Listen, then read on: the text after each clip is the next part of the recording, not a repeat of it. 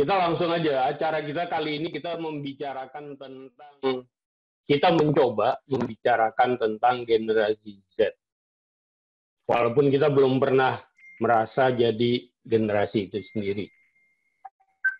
Jadi gini Bang Ron, kalau kita baca-baca studi tentang tantangan generasi sekarang ini, kita anggap generasi Z ini kan yang sekarang, yang dari umur sampai 25-26 lah. Banyak yang mengatakan ke depan itu lapangan pekerjaan akan menjadi semakin sulit buat mereka. Tapi, ini kalau menurut gue ya, cerita lapangan pekerjaan semakin sulit itu kan selalu dari zamannya bapak kita udah ngomong gitu. Zaman kita juga ngomong gitu kan. Terus menerus, dan menurut gue itu adalah lebih ke bahasa politik. Kemarin di Australia kita lagi juga waktu bikin budget, itu tingkat pengangguran akan naik sampai 3%. Nah, kalau kita mau lihat realitasnya, karena disebut bahasa politik, kita nggak pernah berbicara yang sebenarnya masalahnya itu apa. Karena begini, selama struktur budaya kita masih piramid seperti ini, sampai kapanpun jumlah orang yang mau bekerja, jumlah orang yang lulus, jumlah orang yang belajar akan selalu lebih besar ketimbang lapangan pekerjaan yang ada, karena tidak akan pernah sebanding. Artinya itu sebenarnya bukan masalah sama sekali, karena memang struktur piramidanya yang tetap akan begitu. Ya.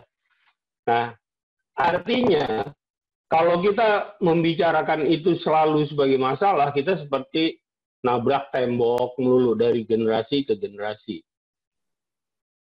Nah, dengan adanya perkembangan teknologi berarti ada pula peluang-peluang perubahan bisnis-bisnis model yang mungkin bisa menjadi jalan keluar bagi masalah yang seperti itu. Nah, itu kira-kira Bang Ron. Gimana menurut Bang Ron? Ya, makasih. Ya, silakan Bang. Makasih Bang Oncu. Selamat malam teman-teman semua. Makasih tadi Abi, Mei, sama Abigail udah mulai dengan baik. Ini baru masuk aja pertanyaannya Bang Oncu udah susah. Gue lihatnya gini Jo, persis yang tadi dibilang. Setiap saat itu, tiap masa punya masalahnya sendiri. Ya. Tapi manusia yang hidup pada zaman itu pasti akan bisa cari solusi. Ya, itu pasti gitu. Nah sekarang kaitannya sama teknologi. Tapi gue mesti lihat ini dulu deh. Gen Z itu apa? Ternyata harus ada pairingnya, nggak bisa dari umur aja. Tadi Abigail, Mei, sama Abi udah nyinggung sangat dekat sama teknologi. Jadi yang kita bisa bilang Gen Z itu umur yang range-nya sekian belas sampai 30 berapa itu, tapi dia punya akses ke teknologi. Baru dia bisa, menurut gua, baru dia bisa dibilang Gen Z dalam pengertian ini. Kalau dia cuma umur aja, mungkin ada teman-teman atau orang-orang yang tidak seberuntung yang lahir langsung menggunakan teknologi. Tadi Abigail bilang dia nggak kaget kalau ada teknologi baru, tapi mungkin juga ada masyarakat di daerah tertentu yang ya belum tersentuh teknologi. Kayaknya bagi mereka, apa yang kita bahas di sini jadi masalah, bagi mereka bukan masalah. Dan sekarang tentang perkembangan teknologi, gue selalu lihatnya gini, perkembangan sekarang tuh cepat banget. Sekarang di judulnya kita aja ada 5G. 5G itu katanya lebih cepat, lebih luas jangkauannya, bisa muat lebih banyak.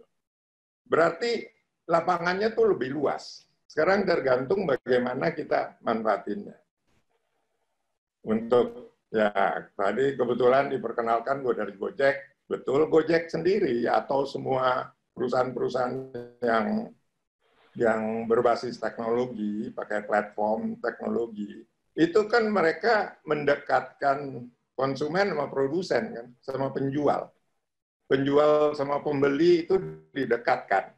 Jadi tadinya kita kalau mau naik ojek, zaman dulu sepeda, belum motor, itu kita mesti jalan ke pinggir jalan, nungguin ojek lewat, baru kita bisa naik ojek. Kalau sekarang kita dari telepon aja, kita bisa panggil Gojeknya ke rumah, ojeknya tuh bisa datang ke rumah. Jadi kita nggak perlu repot. Itu bisa kenapa? Karena teknologi. Dulu kita kalau mau makan nasi soto di mana, kita mesti datang ke sana, ngantre, duduk, makan. Sekarang kita bisa pakai teknologi untuk datang. Nah, jadi itu yang didekatkan.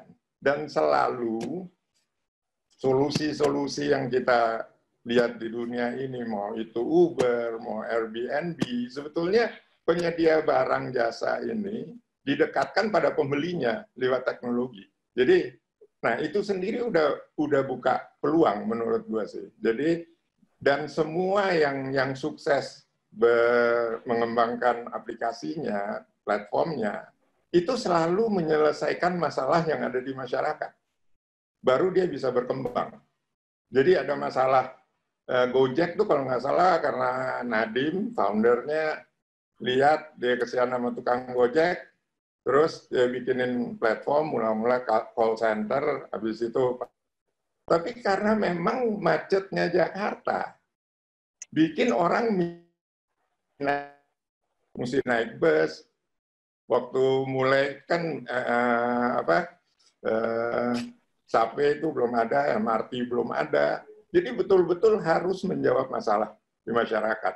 Kenapa Airbnb maju? Karena foundernya lihat, ternyata kebutuhan untuk orang nginep itu tidak selalu di hotel. Generasi-generasi yang lebih muda, katanya lebih senang suasana langsung, suasana kota yang dia tuju, yang dia datangi. Itu dapatnya di mana? Kalau kita nginep di hotel, apapun chain-nya itu, kan sama aja gedungnya. Kalau kita nginep di Hilton ya gitu, suasana servisnya begitu, kita hidup yang nginep di Novotel ya servisnya begitu. Tapi kalau kita nginep di rumah penduduk, itu kita dapatnya lain. Itu jualannya katanya salah satu poinnya gitu. Jadi kalau kita ke depan memanfaatkan teknologi, kita bisa lihat kebutuhan apa yang ada di masyarakat dan kita carikan solusinya bagi mereka.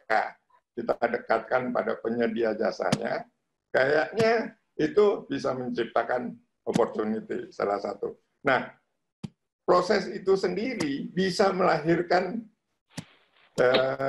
kerjaan-kerjaan yang lain.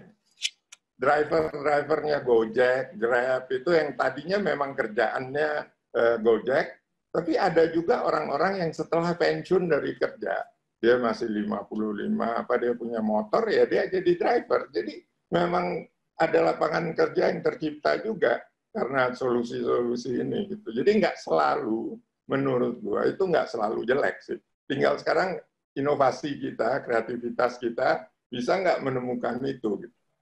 Tapi lapangannya terbuka luas, kita tinggal cari. Nah, sekarang pandemi aja, contoh yang paling jelas. Banyak banget orang yang sekarang, yang pasti di rumahnya ada kompor, ada oven, dia bisa bikin kue, dia bisa masak, dan dia bisa jualan itu sekarang. Ya banyak teman-teman yang terima penawaran inilah, mau beli kue ini. Bahkan sekarang kita di Jakarta bisa pesan makanan dari Bandung.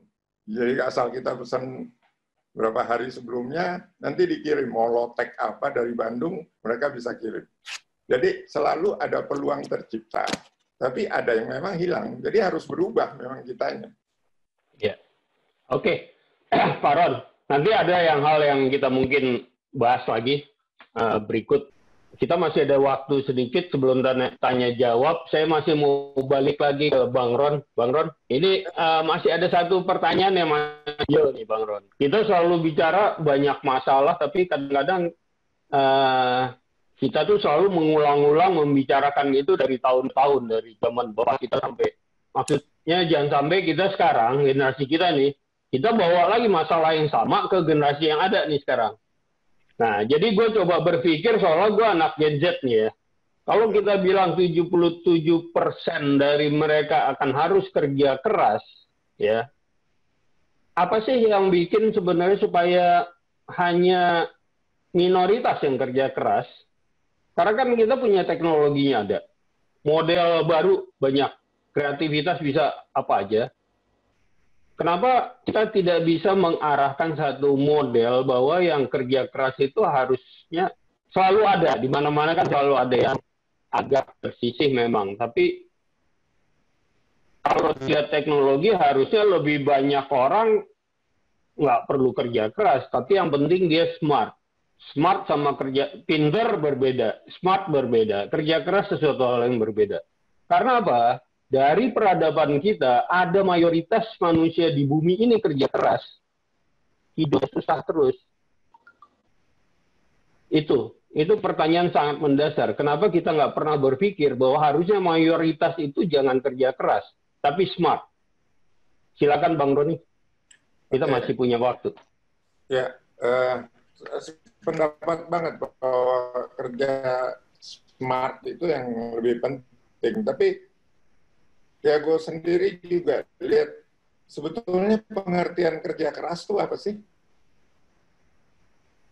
Mungkin mereka menghadapi medan lebih berat karena persaingan. Mbak Nadia kan bilang lebih horizontal, dan Bang Ondi juga mulai dengan gitu. Begitu segala sesuatu horizontal, persaingan akan lebih tajam. Karena pada bidang yang sama, banyak banget orangnya. Jadi ya kerja keras itu akibat dari kompetisi yang makin tajam sebetulnya. Jadi dalam hal kayak gitu, memang pikiran yang smart diperlukan biar dia bisa lebih cepat, lebih menonjol gitu. Karena ya kalau dia hierarki kayak piramid tadi atas bawah, ya dia kayak nunggu giliran aja naik kan. Iya. Dan itu udah kelihatan gitu ya, dari 2 jadi 1, habis itu naik lagi gitu. Tapi kalau begitu bidangnya kita sebar jadi horizontal, ya everybody is on the same playing field. Iya. Jadi menurut saya terpaksa ya jangan pakai distancing lah, jadi bidangnya makin luas jadinya. Jadi kalau itu ya numpuk semua di situ pada bidang yang sama, ya akhirnya kedekatannya pada chief-nya lebih dekat, lebih banyak orang yang dekat pada chief-nya. Tapi tuntutan untuk dia lebih kelihatan oleh si chief, lebih ini. Nah, gue sendiri dari tadi ngikutin diskusi ini, jadi mikir juga apakah ada makna perubahan. Sekarang kan kita lebih sering gunain istilah CTO, CEO, Chief Technology Officer, Chief Financial Officer. Beda nggak sih sama direktur? Kalau kata direktur tuh kan kayaknya cuma kasih direction ya, perintah doang gitu. Jadi struktur itu memang harus kita rubah untuk mau lebih maju.